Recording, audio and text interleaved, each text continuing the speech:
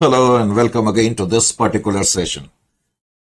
बेटे new syllabus में ये एमसीक्यू सीरीज सेकंड है और ये जो आज की सीरीज में करा रहा हूं ये पेपर मैंने डाउनलोड करे हैं आपके पोस्टल टेस्ट पेपर से। ठीक है, तो पोस्टल टेस्ट पेपर इंस्टीट्यूट की साइट में जाकर के आप इनको डाउनलोड कर सकते हैं और आंसर्स अनफॉर्चुनेटली इनके भी मौजूद नहीं है, तो इसके एमसीक्यू हम अब कर रहे हैं। पहला क्वेश्चन है, कहता है in a conglomerate merger of two companies into a new company the merging companies operate. अब क्वेश्चन ने आगे फिर डैश कर दिया है, यानी कि इस फिल इन द ब्लैंक्स को हमने भरना है। इससे पहले कि हम आगे बढ़े, जब नॉर्मली अमालगमेशन होता है दो कंपनियों का, यानी कि मर्जर होता है जब दो कंपनियां आपस में मिलती हैं।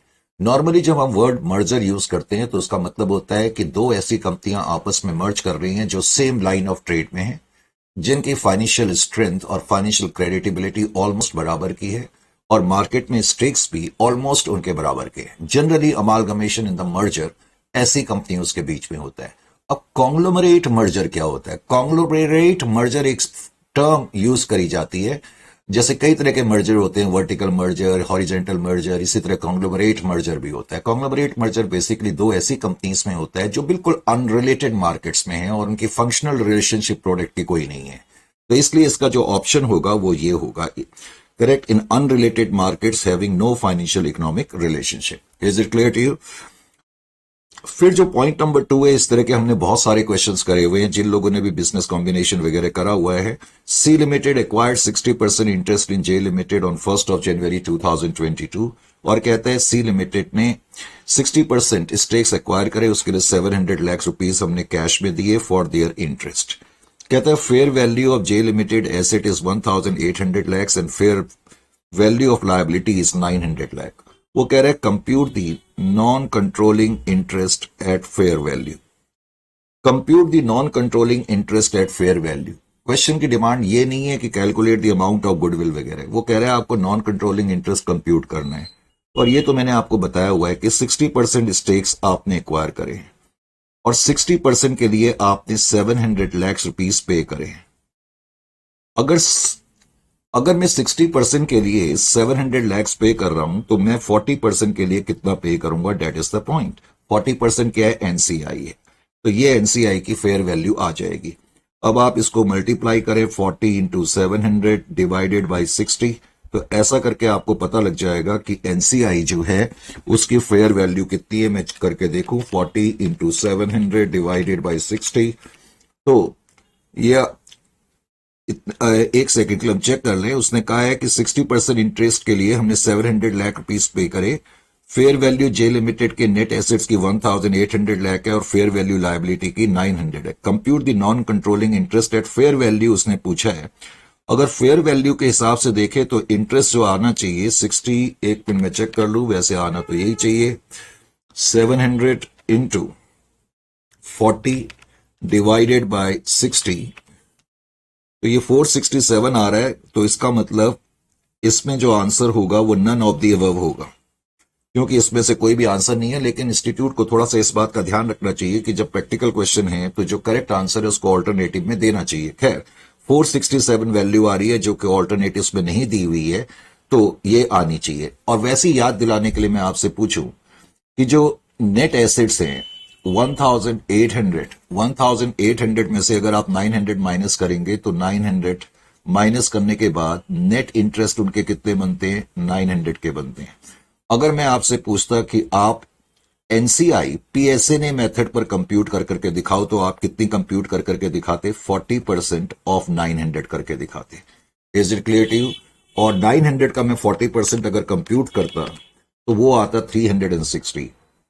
अब उस केस में मेरा आंसर 360 लाख हो सकता था। Is it clear to you? लेकिन यहां फेयर वैल्यू पे पूछा है तो नन ऑफ द अबव होगा, क्योंकि फेयर वैल्यू से आंसर ये आ रहा है। उसके बाद फिर कहता है which of the following is or are financial assets. Financial instrument में मैंने बड़े डीपली आपको कराया हुआ है और 10 लेक्चर्स हमने फाइनेंशियल इंस्ट्रूमेंट में रखे हुए हैं। फाइनेंशियल इंस्ट्रूमेंट की पहली क्लास में ही हमने 3 चीजों की चर्चा करी थी, फाइनेंशियल एसेट्स की, फाइनेंशियल लायबिलिटीज की और इक्विटी की। Is it clear to you? Financial assets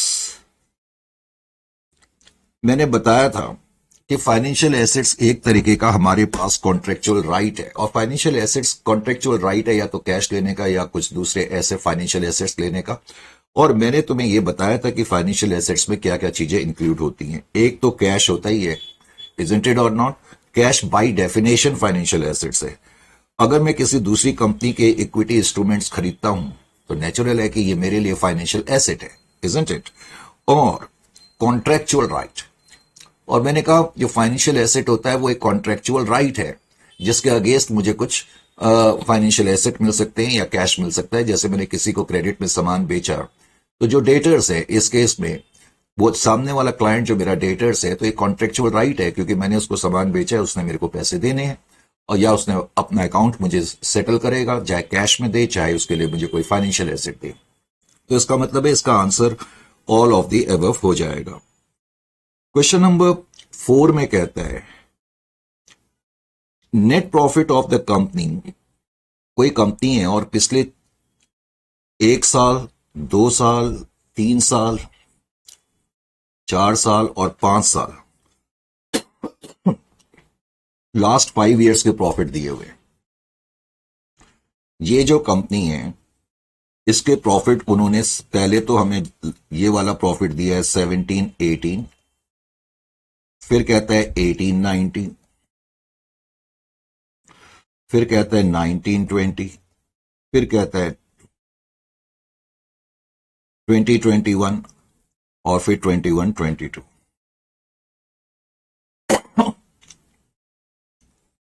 पिछले 5 साल के जो प्रॉफिट्स हैं वो कहता है 25 करोड़, 20 करोड़, 15 करोड़, 10 करोड़ और 5 करोड़ से।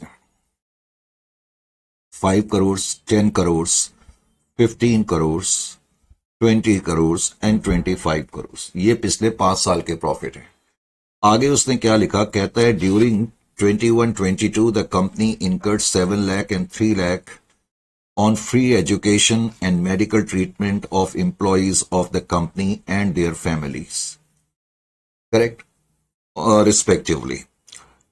और आगे उसने कहा under the CSR projects, under the CSR projects. तो CSR प्रोजेक्ट्स के तहत वो कहता है कंपनी ने जो है टोटल जो अमाउंट स्पेंड करा 7 लाख का और 3 लाख का फ्री एजुकेशन पे, कुछ तो अमाउंट उनने 7 लाख का करा और कुछ उन्होंने 3 लाख का अमाउंट जो है वो 7 लाख का तो फ्री एजुकेशन पे करा और 3 लाख का मेडिकल ट्रीटमेंट पे करा है for the employees of the company and their family. फिर कह रहा है calculate the shortfall of the expenditure on corporate social responsibility as per companies act 2013। और कंपनीज एक्ट 2013 के हिसाब से मुझे एक्सपेंडिचर कंप्यूट करना है। तुम्हें मालूम है कि CSR में मैंने बताया था किसी भी कंपनी के लिए जरूरी है कि हर साल एटलीस्ट वो 2% अमाउंट स्पेंड करे of average profit of last 3 years. Average profit of last 3 years, पिछले 3 साल के जो एवरेज प्रॉफिट है उनका जो 2% आएगा उतना अमाउंट इनको स्पेंड करना जरूरी है। अब पिछले 3 साल के प्रॉफिट हमें देखने, 5 साल के दिए लेकिन हमें पिछले 3 साल के देखने। 15, 20 और 25 कितना हो जाएगा जी ये टोटल? ये हो गया डेट इज इक्वल टू 25, 45 और 60। 60 डिवाइडेड बाई 3, यानी कि 60 लाख डिवाइडेड बाई 3 मैं कर दूं तो ये कितना आ रहा है? Debt is equal to 20 lakh. 25 इतना ही है ना, 20 करोड़, 25, 45 प्लस 60, ठीक है। पिछले 3 साल के प्रॉफिट हमें यही दिए हुए 25, 20 एंड 15। तो इस केस में 20 आ गया, 20 crore. Is it clear to you? तो पहले तो मैंने क्या करा, लास्ट 3 साल के प्रॉफिट ले लिए। लास्ट 3 साल के प्रॉफिट्स का जो टोटल है वो 60 करोड़ है, उसकी मैंने एवरेज ले ली, वो 20 करोड़ से। अब 20 करोड़ से, अब 20 करोड़ को अगर मैं ऐसे लिखूं 20 करोड़ और उसका 2% में कंप्यूट करूं तो 2% कितना आ रहा है? 2% आ जाएगा इसका 4 करोड़। कितना आ रहा है? ये बड़ा अजीब सा कई बार हो जाता है, एक सेकंड वेट करें। 20 इंटू 2% दैट इज 0.4 करोड़ आ रहा है, सॉरी 0.4 करोड़। अब 0.4 करोड़ को क्योंकि फिगर यहां लैक्स में है तो मैं अगर इसको लैक्स में कन्वर्ट करता हूं, 1 करोड़ में कितने लैक्स होते हैं? 100 लैक्स होते हैं। तो इंटू 100 से हमने मल्टीप्लाई कर दिया तो ये आ गया 40 लैक्स। इसका मतलब इस कंपनी के लिए जरूरी था 40 लाख का अमाउंट स्पेंड करना। 40 लाख का अमाउंट स्पेंड करना। अब 40 लाख के अमाउंट में से इस कंपनी ने स्पेंड जो करा है, देखो इस क्वेश्चन में प्रॉब्लम क्या है, 40 लाख इन्होंने स्पेंड तो करे हैं और 40 लाख में से वो कह रहा है कि 7 लाख रुपीस का जो खर्चा है वो तो फ्री एजुकेशन पर है। ठीक है, 7 लाख का खर्चा हमने फ्री एजुकेशन पे खर्च कर दिया, 40 लाख करने चाहिए थे, 7 लाख का हमने इस पे कर दिया और कहते हैं 3 लाख का खर्चा हमने जो है मेडिकल ट्रीटमेंट ऑफ एम्प्लॉइज के लिए कर दिया। अब यहां पर एक थोड़ी सी समस्या क्या है, एक सेकंड के लिए पहले मैं माइनस कर दूं तो ये आ जाएगा 30 लाख। एक्चुअली जो मेडिकल फैसिलिटीज के लिए इन्होंने खर्च करा है उसने लिखा है कि फ्री एजुकेशन पे 7 लाख खर्च करा और मेडिकल ट्रीटमेंट ऑफ एम्प्लॉइज पे 3 लाख का खर्चा करा है। इस पॉइंट को ध्यान से समझें। लॉजिकली जो मेडिकल फैसिलिटीज ऑफ एम्प्लॉइज के लिए खर्चा करा जाता है, लॉजिकली वो सीएसआर प्रोजेक्ट का पार्ट नहीं है। लेकिन इस क्वेश्चन में यहां पर प्रॉब्लम क्या आ रही है कि उन्होंने लिखा है कि उन्होंने ये जो खर्चे करे हैं ये अंडर सीएसआर प्रोजेक्ट्स करे, अंडर सीएसआर प्रोजेक्ट्स करे, तो इसलिए हम इस खर्चे को भी यहां पर ले रहे हैं। अदरवाइज मैंने कहा कि ये खर्चा टेक्निकली सीएसआर एक्टिविटीज का पार्ट नहीं माना जाता, लेकिन यहां ये लाइन लिखी है जिसकी वजह से हम इसको माइनस कर रहे हैं, तो शॉर्टफॉल जो है वो 30 लाख की हो जाएगी। Is it clear to you और नॉट? लेकिन एग्जामिनेशन में जब आप लिखें तो आप इस पे एक नोट भी लिख देना, ₹3 lakh has also been taken into account because it is given in the question that these expenses are under CSR project. Is it clear to you? तो इसमें इस चीज का तुम्हें ध्यान रखना पड़ेगा। आगे क्या कहते हैं, फिफ्थ में कहते हैं कि on 1 January 2023, on 1st January 2023, A Limited acquired 80% of equity interest in B Limited for 560 lakh। इस तरह के क्वेश्चन में तुम्हें प्रॉब्लम नहीं होनी चाहिए। कहता है identifiable assets are 960 lakhs and liability assumed are 160 lakhs। कहता है non controlling interest in B limited is measured at fair value. अब क्वेश्चन हमसे कह रहा है the gain on bargain purchase will be, तो इसमें तुम्हें फिर कंप्यूट करना पड़ेगा। कंप्यूट करने के लिए जैसा कि हम नॉर्मली करते हैं, सबसे पहले तो हम नेट आइडेंटिफाइबल एसेट्स लिखते हैं। अब क्वेश्चन में दिया हुआ है कि उनके एसेट तो 960 के हैं और लायबिलिटीज जो है 160 की है। 960 में से 160 माइनस कर देंगे तो नेट आइडेंटिफाइबल एसेट 800 के हो गए। उसमें से फिर हम एनसीआई का शेयर माइनस करेंगे। अब एनसीआई उसने कहा है कि फेयर वैल्यू पे मेजर करनी है, पीएसए ने मेथड पर नहीं करनी है, proportionate share of net assets पर। तो फेयर वैल्यू पे करनी है, तो फेयर वैल्यू हम कैसे कंप्यूट करेंगे कि 80% के लिए हमने कितना अमाउंट पे करा है, 80% के लिए हमने जो अमाउंट पे करा है वो 560 लाख का अमाउंट पे करा है 80% के लिए। तो एनसीआई 20% होगा, तो 20% कितना आ जाएगा, debt is 20 into 560 divided by 80, तो 140 आ रहा है। इसका मतलब एनसीआई जो है वो फेयर वैल्यू पे 140 की है, करेक्ट। तो 140 मैंने नीफा में से माइनस कर दिए एनसीआई का हिस्सा। जाहिर है कि अब जो बच जाएगा वो एक्वायरर का शेयर दिखाता है, तो एक्वायरर का शेयर कितना हो गया, 660 हो गया ए लिमिटेड शेयर। अब इसको हम कंपेयर करते हैं किससे, कंसीडरेशन से। अब कंसीडरेशन हमने कितना पे करा है, इस क्वेश्चन में हमने कंसीडरेशन जो पे करा है 560 लाख का परचेज करा है, 560 लाख। बिकॉज हमने कंसीडरेशन, आप देख रहे हो इस केस में कम पे करा है, तो कंसीडरेशन कम पे करा है और डिफरेंस 100 का आ रहा है, तो ये तुम्हारा गेन ऑन बार्गेन परचेज माना जाएगा। तो 100 का जो ऑप्शन होगा वो यहां पर दिया हुआ है। तो मैं भी आपके सामने डायरेक्टली सॉल्व कर रहा हूं, मुझे भी इतना टाइम नहीं मिल पाया है इनको पहले सॉल्व करने का, तो 100 जो है वो इसका आंसर होगा। उसके बाद कहते हैं GASB स्टैंड्स फॉर। अब इसमें क्या जस्टिफिकेशन देना, अजीब सा क्वेश्चन कई बार पूछ लेते हैं। क्वेश्चन पूछ रहा है GASB स्टैंड्स फॉर, ये एब्रीवेटेड फॉर्म है और इसकी फुल फॉर्म बतानी है, तो इसमें क्या है, इसमें वो हो सकता है। एनीवे आंसर होगा आपका A, government accounting standard advisory board, correct. उसके बाद 7th में कहता है is a contract that evidences a residual interest in the assets of an entity after deducting all of its liability, justify your selection। ये भी पहली class में जब हमने फाइनेंशियल इंस्ट्रूमेंट की स्टार्ट करी थी तो तब मैंने आपको बताया था, क्या मैंने बताया था, वो क्या क्वेश्चन पहले तो क्या पूछ रहा है, इज एन कॉन्ट्रैक्ट। देखो हमने तीन चीजों के बारे में चर्चा करी थी पहली क्लास में, फाइनेंशियल एसेट्स के बारे में चर्चा करी थी, फाइनेंशियल लायबिलिटी के बारे में, और हमने चर्चा करी थी इक्विटी के बारे में, इक्विटी इंस्ट्रूमेंट्स के बारे में।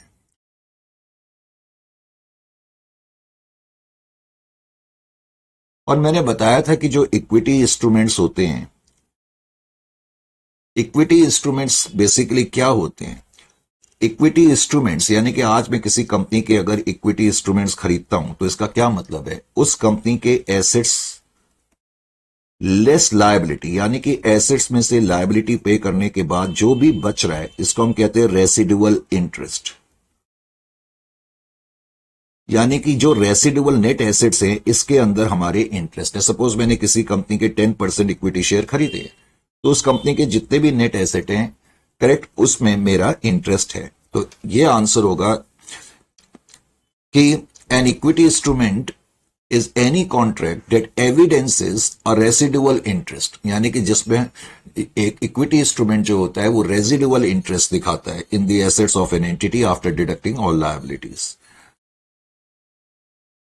क्वेश्चन नंबर 8 में कहता है J limited purchased a plant for $50,000 on 31st of October 2022।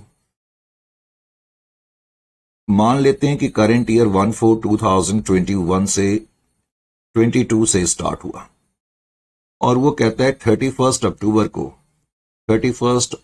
2022 को हमने कोई प्लांट खरीदा $50,000 का, लेकिन वो कहता है कि इसकी जो पेमेंट होगी वो 6 महीने के बाद होगी। आफ्टर 6 मंथ्स हम इसकी पेमेंट करेंगे, आफ्टर 6 मंथ्स करेंगे, करेक्ट। फिर कहते हैं company entered into A forward contract for 6 months at the rate of 64.50, और वो कहता है इसकी जो पेमेंट हम करेंगे तो हम $64.25 के हिसाब से पेमेंट करेंगे, correct. On 31st October 2022 the exchange rate was 61.50। जिस दिन ट्रांजैक्शन हुई उस दिन जो रेट था वो 61.50 का था, करेक्ट। अब कह रहा है द प्रॉफिट और loss on forward contract for the year ended 31 मार्च 2023 पूछ रहा है, वो कितना है। पहले मुझे एक बात बताओ,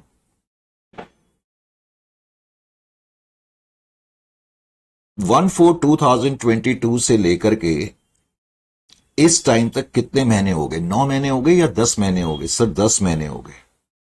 आर यू श्योर कि 10 महीने हो गए? बिल्कुल 10 महीने हो गए, क्योंकि 30 सितंबर तक 6 महीने, सॉरी 10 महीने मैंने बोल दिया, 30 सितंबर तक तो 7 महीने होते हैं, ये 8 महीने हो गए, करेक्ट, 8 महीने हो गए। तो यहां तक 8 मंथ्स का टाइम बीत चुका है ऑलरेडी। तो इसका मतलब अकाउंटिंग ईयर के खत्म होने में अब क्या रह गया? नवंबर का महीना, दिसंबर का महीना, जनवरी का महीना, फरवरी का महीना और मार्च का महीना। इसका मतलब यह हो गया कि 9th month, 10th month, 11th month और 12th मंथ कहीं यहां जाकर के खत्म होगा। Is it clear to you? 8 महीने तो बीत चुके हैं। इसका मतलब जो मेरा करंट ईयर है, जो करंट ईयर है वो 31/3/2023 को 4 महीने के बाद खत्म होगा, जबकि हमने पेमेंट करनी है 6 महीने के बाद। इसका मतलब अगले साल के 2 महीने, यानी कि जो पेमेंट का टाइम पीरियड देखा जाए तो हम कह सकते हैं कि 6 मंथ्स में से 4 महीने तो करंट ईयर में पड़ेंगे और 2 महीने का time period next financial year में पड़ेगा। इस चीज को ध्यान में रखना है। अब पहले तो इस फॉरवर्ड कॉन्ट्रैक्ट में आपका नुकसान कितने का हुआ, पहले तो आप ये देखेंगे कि लॉस आपका कितने का हुआ। लॉस कितने का हुआ वो आप कैसे देखेंगे? ध्यान से देखें।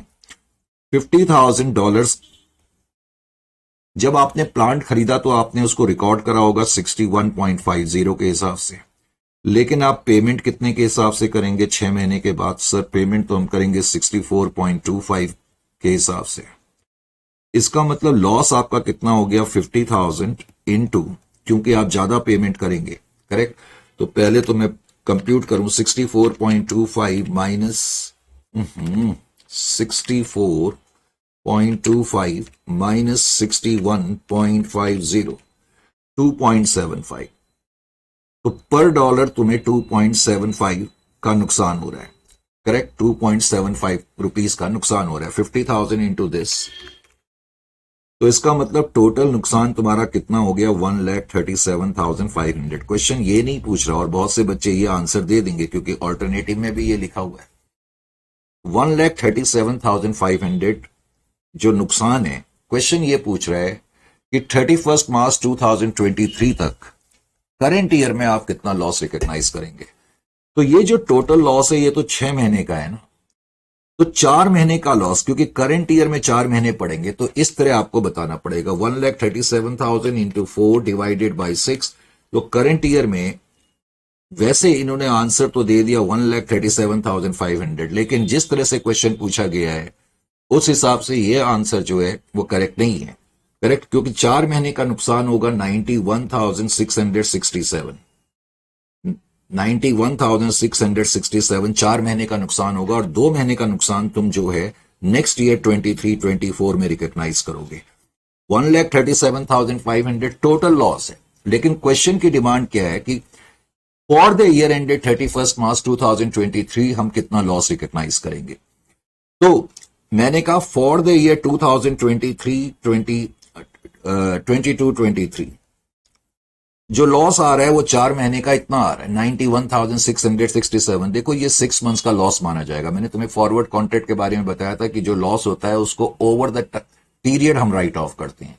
6 महीने का पीरियड है, तो 4 महीने का लॉस जो है वो इतना आ रहा है।